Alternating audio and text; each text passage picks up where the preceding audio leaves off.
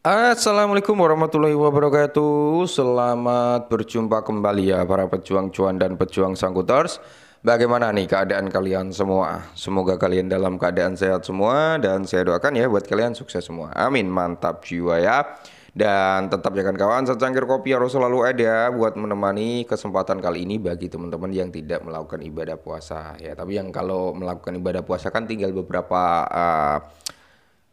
jam ya, tinggal beberapa menit gitu kan. Sabar dulu gitu teman-teman ya, 1 jam lagi kita berbuka puasa. Oke, mantap ya. Nah, kalau kita lihat bersama-sama teman-teman ya dari kinerja Fair and Great Index, dia berada di area 15 itu dalam kondisi yang benar-benar ketakutan lah ya orang-orang untuk masuk dalam sektor kripto. Terus kalau kita lihat untuk indeks parameter altcoinnya teman-teman ya, bisa kita lihat di area 15. Dia masuk dalam Bitcoin session, belum masuk dalam kategori alt session ya. Terus kalau kita lihat market cap di area 2,6 ya kan, volume di area 157,53 billion ya. Jadi ya mayoritas teman-teman pergerakan daripada sektor kripto itu belum ada perubahan yang terlalu signifikan. Oke, belum ada perubahan yang terlalu signifikan. Jadi harganya cenderung mengalami penurunan. Ya ini mental kita sebenarnya sedang diombang-ambing gitu teman-teman ya. Nah, kali ini sesuai dengan requestan daripada teman-teman Bang, tolong bahasin kembali tentang Kaspa. Oke, harganya udah mulai turun, dan turun. Apakah udah waktunya? Gitu. Oke, kita bahas.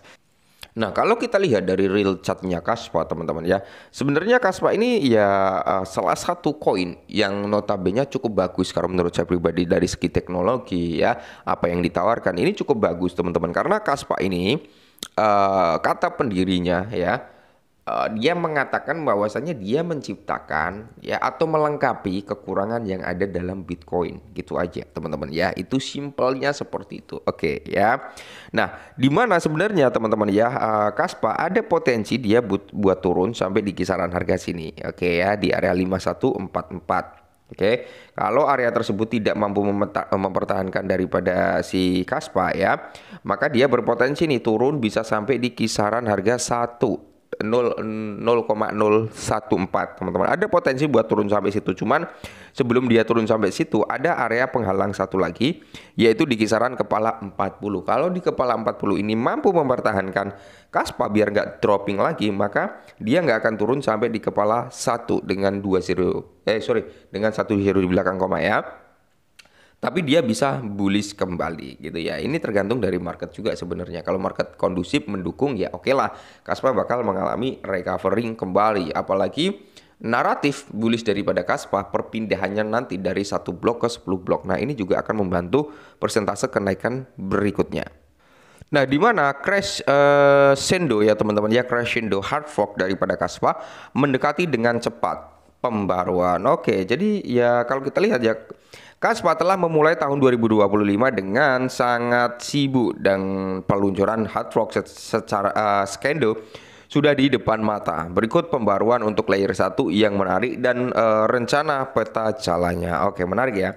Jadi Kaspa adalah membuat kemajuan dalam pengembangan di dalam ruang blockchain protokol Proof of Work, yaitu POI Layer 1. Nah, telah memberikan informasi tambahan mengenai Cresdo hard fork yang ekspensif. Peningkatan ini bertujuan untuk apa? Meningkatkan kecepatan blok teman-teman ya, dari jaringan 1 BPS menjadi 10 BPS atau blok per detiknya teman-teman ya.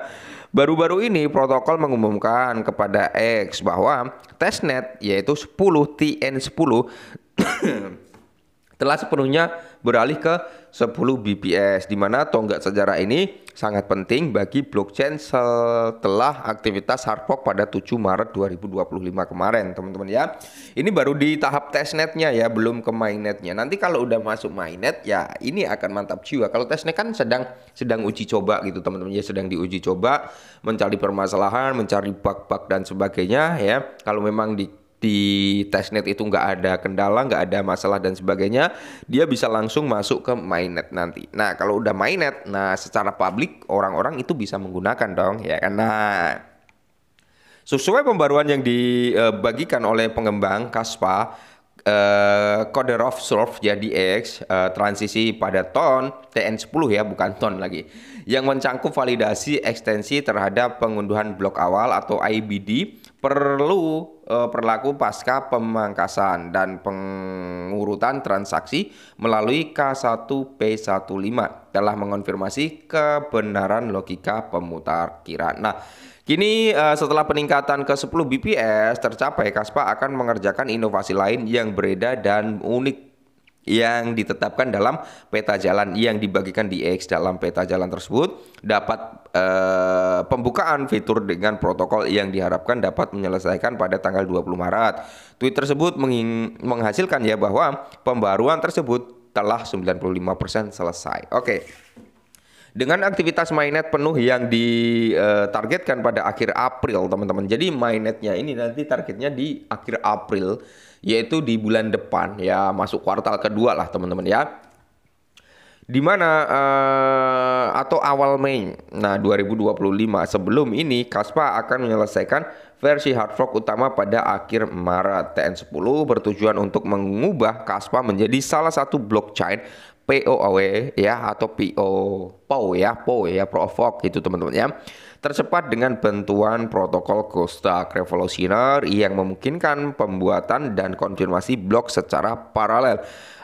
Pergeseran yang sukses ini menetapkan agenda yang jelas untuk apa tonggak sejarah berikutnya yang akan menjadi monumental ya lagi bagi platform dan instruktur blockchain terdesentralisasi global. Sebenarnya dari Kaspa ini cukup menarik karena gini teman-teman ya. Dulu Kaspa itu kalau nggak salah masih di 20 di belakang koma 0,007 kalau nggak salah ya, seingat saya. Saya sempat nyepil Kaspa ini sebenarnya ya. Terus dia harganya mulai naik sampai di kepala 14 atau 15 ya teman-teman ya, 0,14 atau 15. Di titik tersebut saya belum taking profit sebenarnya, tapi saat dia udah koreksi sampai 12 kalau nggak salah ya, baru saya taking profit, modal keluar dan sebagainya. Ya untuk saat ini saya masih bullish. Kalau ditanya apakah masih bullish dengan Kaspa, masih bullish saya dengan Kaspa teman-teman ya.